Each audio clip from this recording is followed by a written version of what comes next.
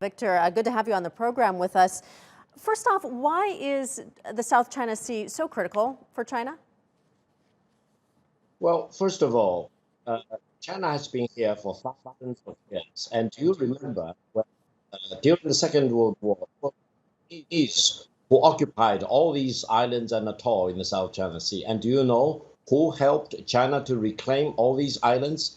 It was the US Navy in 1949, in 1945, helping the nationalist government of China reclaiming all these islands from the Japanese occupiers. So the United States really was not telling you the truth.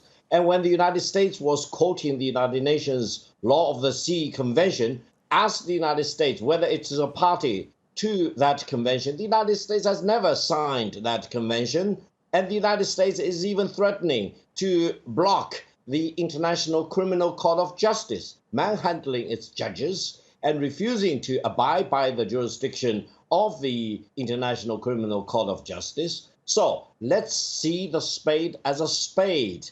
And the United States only has one agenda, that is to stir up trouble in the South China Sea and try to stir up a fight, not between China and the United States to start with, but between China and some of its neighboring countries. But the United States really is indulging in fantasy that the Southeast Asian countries and China will want to lose their sanity to pick a fight between themselves. We want to have peace and stability in the South China Sea. We do not have the intrusion of a superpower whose agenda is to stir up war or trouble in this part of the world. Victor, what are China's plans for the region? Because China says it is not to build a maritime empire in the South China Sea. So what are China's plans for the area?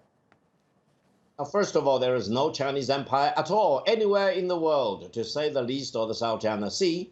And if you look at the historical facts, back in 1945, many of the countries currently we call in this part of the world do not even exist. Vietnam was a French colony. The Philippines was an American colony. Malaysia was a British colony. Indonesia was a Dutch colony, as you may remember.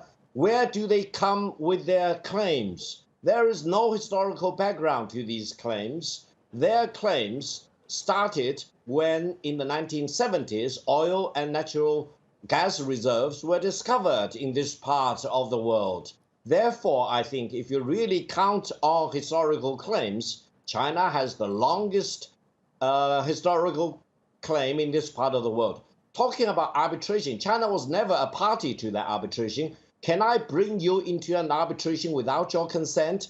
Come on, that's the ridicule of that farce triggered by the International Court of Tribunal, which does not have jurisdiction over China at all. Let's call the United States to tell the truth to the world, rather than trying to trigger a war in the South China Sea region.